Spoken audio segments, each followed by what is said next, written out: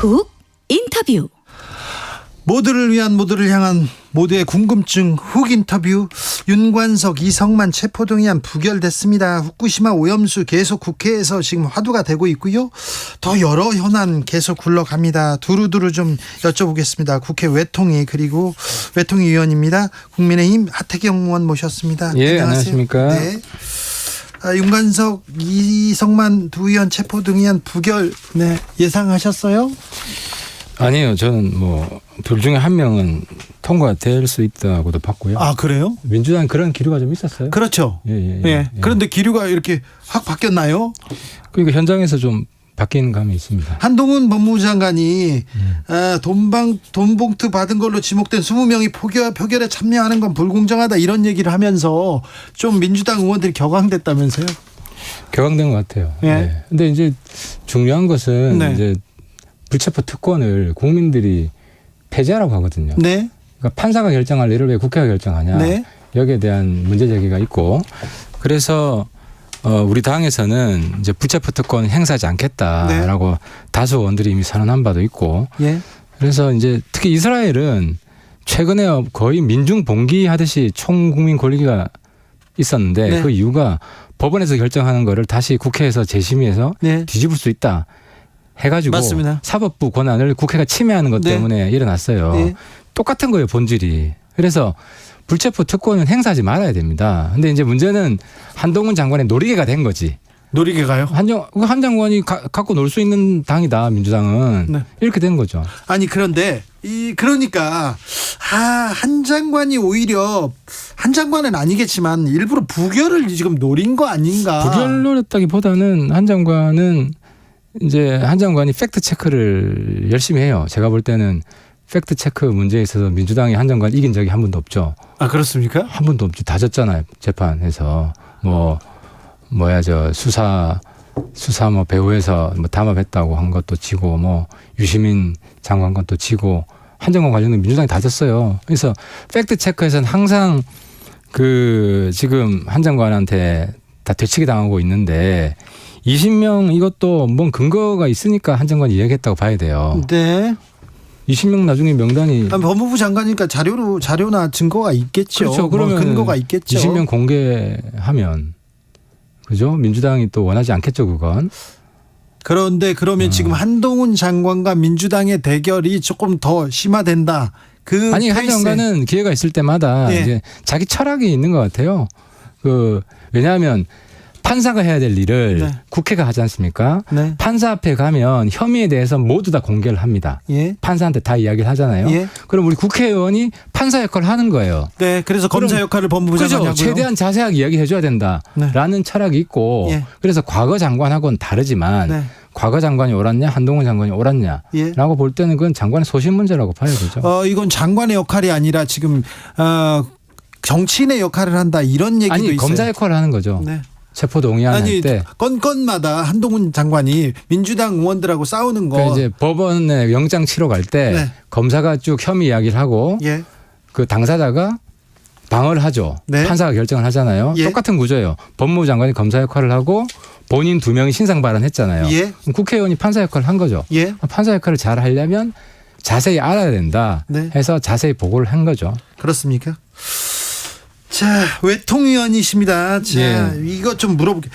중국과 한국의 좀 외교 갈등처럼 비춰지는데 이 갈등이 고조되고 있습니다. 맞습니다. 네. 이거 좀 국익 차원에서도 바람직하진 않는데요. 냉각기가 빠르면 빠를수록 좋죠. 우리 국익에 좋은데 이제 근본적인 문제는 중국이 우리하고만 이러냐. 전 세계에서 지금 다 갈등이 빚어지고 있어요. 중국이 너무 공격적으로 외교관들은 정치인들하고 다르게 최대한 애둘러서 이야기를 하고 외교적 현안, 외교적 수사 이런 얘기가 있잖아요. 근데 중국 외교 노선은 그냥 아주 원색적으로 지금 이야기를 하고 있습니다. 그래서 이미 호주라든지 유럽에서도 다 갈등을 겪었고 추방하라는 이야기도 이미 다 있었고 그래서 전 세계가 중국 외교에 어떻게 적응할 것인가 대응할 것인가 문제가 있고 그래서 저는 우리나라 일국적으로 대응하는 것이 아니라 유럽 미주 이런 나라들과 중국 외교에 대해서 대응하는 그런 좀 협의체를 좀 만들었으면 좋겠어요. 지금 공동 대응해야 돼요. 네, 근데 중국에서 학술대회가 열리는데 그 학자들한테 비자를 안 내준답니다. 그러니까 중국은 여러 방면에서 많이 우리를 괴롭힐 수 있는 많은 카드를 가지고 있잖아요. 꼼수도 막 내고. 그러니까 정치인으로서 굉장히 고민되는 부분인데 그렇죠. 우리가 이런 굴욕을 당하고서도 그걸 인내하고 그냥 뭐 없던 일로 넘어갈 것인가. 네. 근데 민주주의 사회에서 그게 가능하지 않습니다. 가능하지 않습니다. 우리의 국격을 엄청나게 포기해야 되고 그래서 마치 구한말 과거에 이제 일종의 중국의 상국이라고 생각하고 있는 거거든요. 세계의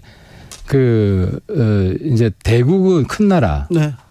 그리고 센 나라, 군사력이 센 나라는 있지만 높은 나라는 없단 말이죠. 근데 이제 본인은 상국이라고 생각하고 마치 하대 외교를 하고 있는 거예요. 우리뿐만 아니라 전 세계에. 이건 중국한테도 도움이 되지 않습니다. 네. 그리고 중국 내에서도 이런 중국의 태도에 대해서 불만인 사람들이 있기 때문에 하여튼 이 구조를 처음부터 인정하면 전 안 된다고 생각하고요. 언젠가는 한번 좀 부닥칠 일이었습니까? 그렇죠. 필연적으로 부닥칠 일이었고 이미 다른 나라에서 부딪혔고 네. 우리는 지금 부딪히고 있는데. 근데 외교적 갈등을 좀 키우면 안 되고요. 대통령까지 나서서 그 중국 대사 이렇게 비판하고 그러면 더 좀 격앙되는 거 원래 아닙니까? 정치는 확 키웠다가 또 화해하고 뭐 이런 과정을 그래요? 이렇게 이제 불이 세지면 네. 또 빨리 꺼집니다. 네. 그래서 그런 나름대로 지금 외교적 해법을 가지고 지금 얘기하시는 거죠. 그렇죠. 왜냐하면 해법은 그렇게 복잡하지 않습니다. 이제 근본적인 문제는 네. 중국이 북핵 제재에 소극적이고 거기에 불만이 있던 우리나라가 이제 대만 문제를 언급해서 일이 커진 겁니다. 그렇죠. 그래서 중국이 북핵에 대해서 조금 더 강하게 하고 우리는 하나의 중국에 대해서 어느 정도 존중하고 이런 방식으로 해법은 거의 정해져 있어요.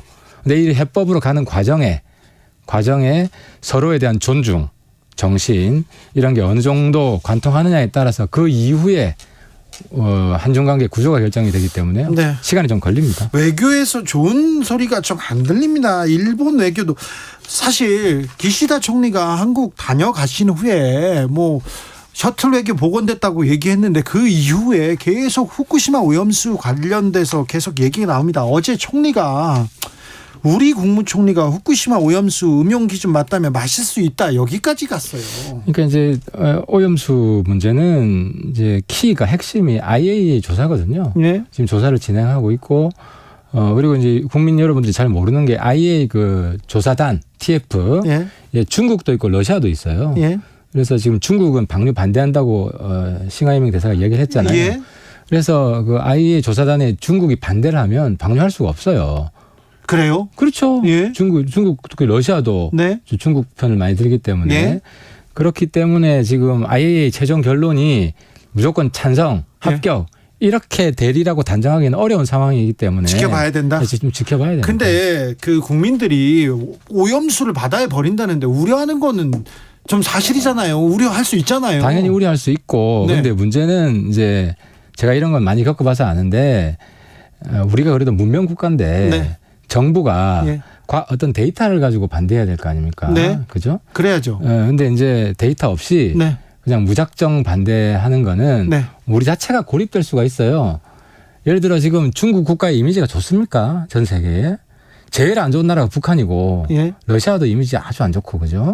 근데 한국이 굉장히 매력적인 국가고 좋아하고 존경하고 모범 국가고 그런데 한국이 자꾸 억지를 부리기 시작하면 그런 이미지가 훼손되겠죠. 그래서 우리 품격 있는 나라예요. 자, 그런데 품격 있는 나라인데 오염수에 대해서는 우려할 수 있잖아요. 그리고 그러니까 우리 정부는 과학적인 근거를 가지고 이야기를 해야 되는데 우리 정부는 우리 국민들을 위해서 이 부분에 대해서 니네들이 똑바로 해라, 과학적으로 좀 잘해라 이런 얘기는 계속 해줘야 될 거 아니에요. 해야죠. 그렇죠. 우리 국민의 안전에 위해가 되고 건강을 침해하면 우린 찬성할 수 없죠. 그렇습니다. 그런 대원체가 해서 움직이는 거죠. 그런데 아무튼 한국 정부가 이 일본 오염수 배출에 대해서 너무 우호적인 얘기만 해서 좀 그거는 좀 자존심 상합니다. 그러니까 이제 국민들이 걱정하는 걸 모두 괴담으로 치부하면 안 되고요. 대신에 이제 여태까지 조사했던 과학적인 데이터들 또 과거에 이미 있었잖아요. 폭발 사고 있었을 때는 더 심한 오염수가 흘러나왔지 않습니까? 그때 무슨 일이 있었는지 여기에 대한 뭐 참고 자료들은 많이 줄 필요가 있죠. 어제 코인 논란의 중심에 서 있던 김남국 의원이 국회 교육위원회에 참석했습니다. 그래서 소란이 있었는데요. 예. 이 문제는 어떻게 보세요? 근본적인 문제는 이제 국회의원 사퇴하라는 거죠. 사퇴해야 됩니다. 왜 저도 사퇴해야 된다고. 왜냐하면 그분은 본업이 코인업자지 국회의원이 아니에요. 국회의원 겸직 금지 의무가 있고 사실상 부업을 국회의원 하고 있기 때문에 네. 국회의원이 부업을 하면 안 되잖아요. 국회의원이. 국민의힘 어떤 의원은요. 저기 소관상임위원회에서 이렇게 해서 건설회사를 했는데 관련된 일을 엄청나게 많이 이게 수주받았다 이런 의혹도 있었어요. 근데 이제 시간이 네. 이제 부동산하고 좀 다르죠. 이제 코인은 24시간 돌아가고. 아니 그 코인을 한 거는 맞아요. 상임위. 상임에서 한 게 중요한 건 아니라 예. 제가 이제 그 자료를 쭉 보니까 예. 일부인데 예. 하루에 57회까지 거래한 적이 있어요. 아, 그래요? 코인을 예. 코인 거래를. 네. 57회면은 자는 시간 빼고 한 18시간으로 나누면 20분에 한 번씩 한 건데 하루 종일 그 생각만 했다는 거예요. 그러니까 코인을 한 100억대 코인을 움직이면요. 다른 일은 못 해요. 그래서 제가 코인 업자라고 하는 겁니다. 그분은 코인 업계로 가시면 돼요. 국회에 있는 게 아니고. 자, 이동관 대통령실 특보가 방통위원장 내정된 분위기인데요. 예. 이 부분은 어떻게 보십니까? 그러니까 지금까지 나온 자료들을 쭉 보고 있는데 피해자가 문제 없다고 그러잖아요. 지금까지는. 피해자 한 명만 이렇게 입장을 그리고 바꿨습니다. 다른 피해자들이 문제 있다고 한 분이 나타나고 있지 않고 네. 좀 지켜봐야죠. 네. 지켜보고 대통령실에서 지금 내정 발표도 아직 안 했잖아요. 아직은 안 했죠. 그러니까 뭐 최종 점검을 하고 있겠죠. 예. 그래서 문제가 없으면 이제 임명하겠다고 청문회 거칠 거고 네. 문제가 있으면 뭐 임명 안 하겠죠. 네. 검증 과정을 거치고 있는 거죠. 네, 그 당시 이건 몇 년 전에도 문제가 돼서 학폭에 대해서 크게 논란이 되기도 했어요. 맞아요. 논란이 네. 됐고 그 당시 이제 한 선생님이 폭로를 했는데 네. 학생들은 그 선생님 폭로에 반대했다는 또 증언도 나오잖아요. 그래서 객관적 그러니까 한쪽의 주장을 좀 신뢰하기가 어려워요. 근데 제일 우리가 가중치를 둬야 되는 거는 네. 당사자들이잖아요. 네. 그래서 다른 당사자들 이야기를 좀 들어보고 네. 뭐 피해자가 한 두세 명 더 있다 그러는데 네. 그분들이 무슨 이야기를 하는지도 좀 들어보고 최종 판단을 하면 될 것 그 같습니다. 당시에는 피해자들이 얘기를 했었는데 지금은 입을 닫고 있습니다. 어찌 되는지 그거는 흘러가 보겠습니다. 그런데 예. 의원님 대통령 특보잖아요. 예. 대통령 특보를 이렇게 방통위원장이 앉힌다. 이거는 정치적 중립, 독립 이 부분에서는 조금 논란이 되는 것도 맞아요. 대통령 인사가 대통령 신뢰하는 사람 앉히는 거지. 네. 그리고 원래 그분이 언론 출신이고. 네. 그리고 대통령의 국정 소신을 잘 반영할 사람을 임명하는 건 맞죠. 그게 대통령제 핵심이죠. 근데 그분이 얼마나 공정하게 일을 잘할 것인가 걱정이 있는 것 같은데 네. 뭐 어쨌든 언론을 잘 알기 때문에 자격 미달은 아니죠. 아니요, 언론을 아니 그러면 다른 데는 뭐 그 업이랑 관련 없다고 또 반대하고 네. 이분은 관련 있다고 반대하고 그럼 누구를 뽑아야 됩니까? 근데 과거에 그 언론 정책을 펼치실 때 워낙 많은 언론계에서 워낙 많은 일들이 있었지 않습니까? 그걸 잘 몰라요. 그래요? 뭐 그런 게 있었나요? 아우, 그럼요. 알겠습니다. MB 때는 정책 관심이 없어가지고. 아, 그러셨습니까? 네. 다른 내용도 좀 물어보겠습니다. 네. 이번 총선에 전 민정수석 두 분의 존재감이 지금 커지고 있습니다. 예. 우병우, 조국 출마설 어떻게 보십니까? 저는 두 분 다 굉장히 나오고 싶어하는 것 같아요. 네. 발언들을 보면 네. 정치인 행간을 읽어보면 나오고 싶어하는 것 같고. 근데 이제 우병우 수석 같으면 각각 그 정당에서 공천을 받냐가 관심사잖아요. 예. 우병우 수석 공천 받기 어려울 거예요. 아, 국민의힘에서는? 예. 네. 공천 받기 어려울 거고 우리 당의 주력이 어쨌든 탄핵을 지지했던 사람들이 지금 당 주력이고요. 네. 그래서 이제 역사적 평가가 됐던 분이고 그래서 아마 나오시면 무소속이나 다른 당으로 나오셔야 될 거예요. 그럼 쉽지 않을 겁니다. 국민의힘에서는 공천 줄 생각이 없다. 예. 근데 네. 민주당은 모르겠어요. 민주당은 문재인 전 대통령이 이제 약간 좀 도와주는 것 같아서. 아니, 뭐 문재인 대통령이 도와주는 건 아닙니다. 그런데 지난주에 문재인 대통령과 그 조국 전 장관의 사진이 올라왔죠. 페북에 올라오고 그렇죠. 그리고는 뭐 새로운 길을 다른 길을 문재인 가겠다고. 대통령이 나오지 마라 그러면 안 나오겠죠. 아니, 그렇게 얘기하는 사람은 아닐 거예요. 그러니까 그거를 잘 악용을 하는 것 같은데, 근데 이제 문제는 민주당이 슬기롭게 해결해야죠. 뭐 잘 해결하시기 바랍니다. 아, 그렇습니까? 네. 홍준표 시장도 네. 멈추지 않고 있습니다. 요즘 목소리를 부쩍 내면서 아니 뭐 다 강남으로만 가려고 하냐, 검사들 다 어디로 가려고 하냐 그 얘기하던데 무슨 홍 시장님은 그런 말할 자격이 없지. 왜요? 지난번 선거 때 제가 아직도 기억하고 있는데 당에서는 서울로 와라. 네. 근데 본인 끝까지 거부했잖아요. 대구로 그래서 가셨죠. 자기 텃밭으로 갔잖아요. 네. 무소속으로 나가긴 했지만. 네. 그래서 뭐 다른 사람은 뭐 그렇게 이야기할 자격이 있지만 아무튼 홍 시장님은 그럴 자격은 없는 것 같아요. 알겠습니다.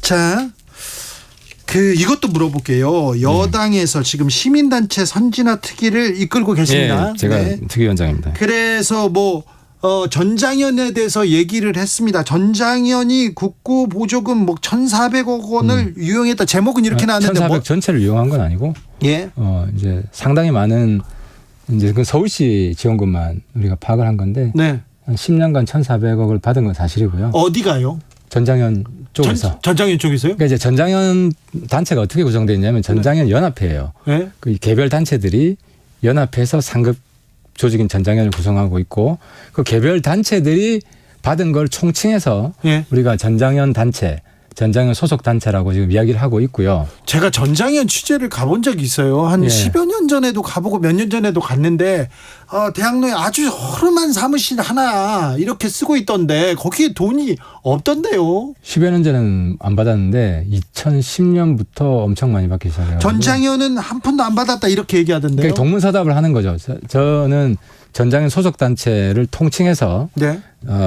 이제 전장현 단체들이 네. 받은 총액을 공개를 한 건데 그 상부 단체 안 받았다고 예를 들어 박경성 대표만 해도 그 소속 단체 대표를 많이 겸직을 하고 있어요. 아 그래요? 예. 그 내용들은 우리가 차차 다 공개를 할 겁니다. 네. 전장현이 민주당 선거 운동했다 이거는 뭡니까?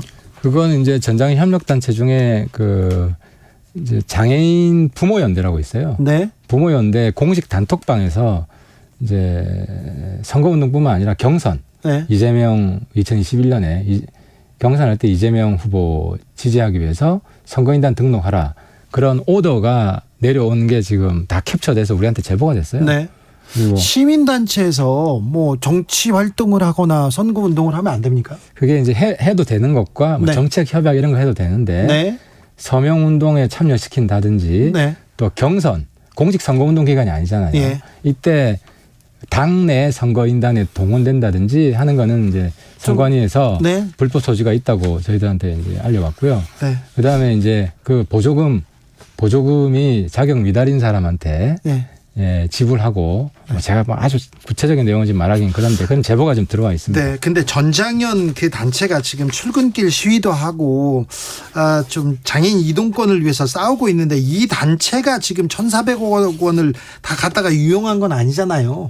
100% 유용한 건 아니죠. 근데 이제 감사를 철저히 할 필요는 있고. 네. 근데 이제 전장현에 대해서 사실 동정적인 입장이었어요. 왜냐하면 인권 보호 옹호 단체라고 알려져 있잖아요. 네. 근데 그 장애인 분들이 중증 장애인 분들이 우리한테 증언이 들어왔는데 여기는 인권 보호 단체가 아니라 인권 침해 단체다.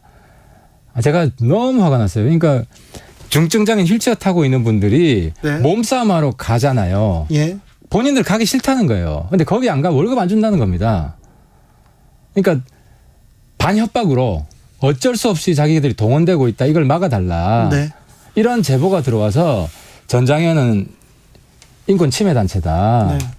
그래서 제가 이걸 좀 막아야 되겠다. 인권을 훼손하면 안 되죠. 인권을 훼손하면 안 되는데 이 전장현이라는 데가 힘없는 장애인들 이동권을 위해서 이렇게 싸우는 건데 어떤 조그마한 부정 비리가 있을 수도 있어요. 그런데 이렇게 거의 좀 너무 이렇게 공격하시는 거 아닙니까? 조그만 비리는 아니고요. 네.